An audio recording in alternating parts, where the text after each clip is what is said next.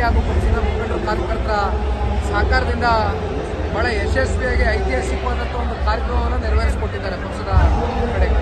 ಈಗ ಸಿದ್ದರಾಮಯ್ಯ ಅವರು ಸವಾಲು ಸ್ವೀಕಾರ ಮಾಡಿದೆ ಅಂತ ಹೇಳಿದ್ರೆ ಮುಂದಿನ ಯಾವ ರೀತಿ ಪರಿಣಾಮ ಇರುತ್ತೆ ಸರ್? ನಾವು ಮಾನ್ಯ ಮುಖ್ಯಮಂತ್ರಿಗಳು ಕೊನೆಯ ದಿನ ಅಧಿವೇಶನದಲ್ಲಿ ಮಾತನಾಡಬೇಕಾದ್ರೆ ಬಹಳ ಲಘುವಾಗಿ ಒಂದು ವಿಚಾರವನ್ನು ಮಾತನಾಡಿದರು. ಹಾಗಾಗಿ ಆ ವಿಚಾರದ ಬಗ್ಗೆ ನಮ್ಮ ಪಕ್ಷದ ಕಾರ್ಯಕರ್ತರಿಗೆ ಉತ್ತರ ಕೊಡಬೇಕಾಗಿರ್ತಕ್ಕಂಥದ್ದು ಒಬ್ಬ ಕಾರ್ಯಕರ್ತನಾಗಿ ನನ್ನ ಕರ್ತವ್ಯ. ಆ ವಿಚಾರವಾಗಿ ನಾನು ಹೇಳಿದ್ದೇನೆ. ಈಗಾಗಲೇ ಏನು ಮಾನ್ಯ ಸಿದ್ದರಾಮಯ್ಯ ಅವರು 16, 18 ಅದೆಷ್ಟೋ ಇದೆ 2ಕ್ಕೆ ಇಳಿತದೆ ಅಂತಕ್ಕಂಥದ್ರ ಬಗ್ಗೆ ಬಹಳ ವ್ಯಂಗ್ಯವಾಗಿ ಮಾತನಾಡಿದ್ದಾರೆ. ಬಹುಶಃ ಇದಕ್ಕೆಲ್ಲ ನಾಡಿನ ಜನತೆ ಮುಂದಿನ ದಿನಗಳಲ್ಲಿ ತಕ್ಕವಾದಂಥ ಒಂದು ಉತ್ತರ ಕಾಂಗ್ರೆಸ್ನ ತಿರಸ್ಕಾರ ಮಾಡ್ತಕ್ಕಂಥದ್ದು ಅಷ್ಟೇ ಅಲ್ಲ, ನಮ್ಮ ಮಿತ್ರ ಪಕ್ಷ ಭಾರತೀಯ ಜನತಾ ಪಾರ್ಟಿ ಮತ್ತು ಜನತಾದಳ ಪಕ್ಷ ಎರಡೂ ಪಕ್ಷಕ್ಕೆ ಜನ ಆಶೀರ್ವಾದ ಮಾಡ್ತಕ್ಕಂಥ ದಿನ ಬಹಳ ದೂರ ಇಲ್ಲ ಅಂತಕ್ಕಂಥದ್ದನ್ನ ಬಹಳ ಸ್ಪಷ್ಟವಾಗಿ ಹೇಳಬೇಕು. ಸರ್, ಕುಮಾರಸ್ವಾಮಿ ಅವರು ರಾಜೀನಾಮೆ ಕೊಟ್ಟು ಆರೋಗ್ಯದ ಕಡೆ ಗಮನ ಕೊಡಬೇಕಂತ ಪಕ್ಷದ ಕಾರ್ಯಕರ್ತರೇ ಆಗ್ರಹ ಮಾಡ್ತಾ ಇದ್ದಾರೆ ಸರ್.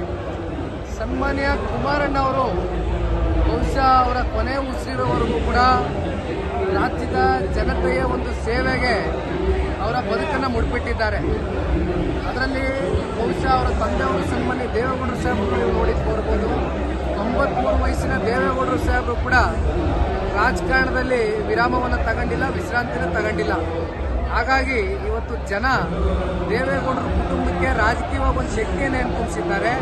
ಅದನ್ನು ನಾವು ವಾಪಸ್ಸು ಜನಗಳಿಗೆ ದಾರಿ ಎರಿತಕ್ಕಂಥ ಕೆಲಸ ಮಾಡಬೇಕಾಗಿದೆ.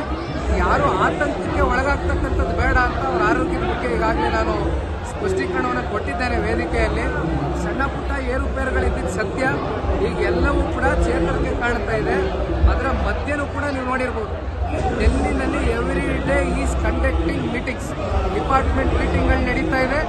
ಜೊತೆಯಲ್ಲಿ ಯಾರೇ ಕರ್ನಾಟಕದಿಂದ ಹೋದ್ರೂ ಕೂಡ ಎಲ್ಲರಿಗೂ ತುಂಬದಿಂದ ಸ್ವಾಗತ ಮಾಡಿ ಅವ್ರ ಸಮಸ್ಯೆಗಳೇನೇ ಇದ್ರು ಅದನ್ನು ಪ್ರಾಮಾಣಿಕವಾಗಿ ಅವ್ರ ಇಲಾಖೆ ಎಲ್ಲೇ ಹೋದ್ರು ಕೂಡ ಮತ್ತೊಂದು ಇಲಾಖೆಯ ಮಂತ್ರಿಗಳಿಗೆ ಸೇರಿದ್ರು ಅವ್ರ ಜೊತೆಯಲ್ಲಿ ಕೂತು ಬಗೆಹರಿಸ್ಕೊಡ್ತಕ್ಕಂಥದ್ದು ಪ್ರಾಮಾಣಿಕ ಕೆಲಸ ಮಾಡ್ತಾ ಇದ್ದಾರೆ. ದಸರಾ ಉದ್ಘಾಟನೆ ಭಾನು ಆಯ್ಕೆ ಮಾಡಿದ್ದಾರೆ. ಮೈಸೂರು ದಸರಾ ಉದ್ಘಾಟನೆ ಭಾನು ಆಯ್ಕೆ ಮಾಡಿದ್ದಾರೆ. ಈ ಬಗ್ಗೆ ಪ್ರತಾಪ್ ಸಿಂಹ ಅವರು ಒಂದು ಧಾರ್ಮಿಕತೆ ಈಗ ಚಾಮುಂಡಿ ಈ ಥರ ಆಯ್ಕೆ ಮಾಡಿ ತಪ್ಪು ಬೇಡಿಕೆ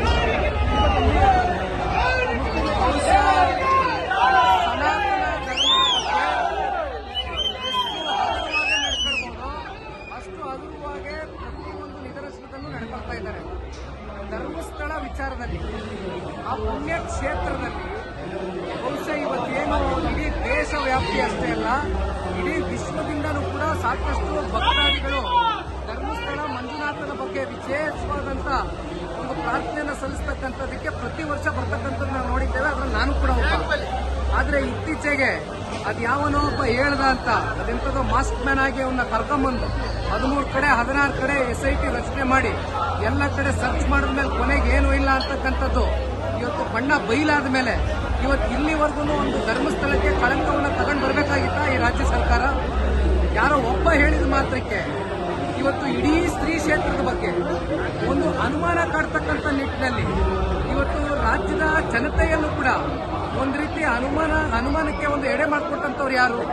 ಇದೇ ರಾಜ್ಯ ಸರ್ಕಾರ. ಹಾಗಾಗಿ ಇವತ್ತು ಇವರಿಂದ ಸನಾತನ ಧರ್ಮವನ್ನು ಉಳಿಸ್ತಾರೆ ಅಂತಕ್ಕಂಥ ನಿರೀಕ್ಷೆಯನ್ನು ನಾವು ಇಟ್ಕೊಳ್ಳೋಕ್ಕಾಗೋದಿಲ್ಲ.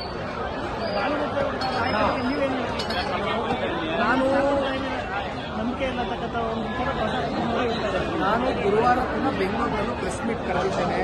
ಇನ್ನೊಂದು ವಿಚಾರ ಇದೆ, ಈ ವಿಚಾರವನ್ನು ಸವಿಸ್ತಾರವಾಗಿ ಮಾತಾಡ್ತೀನಿ.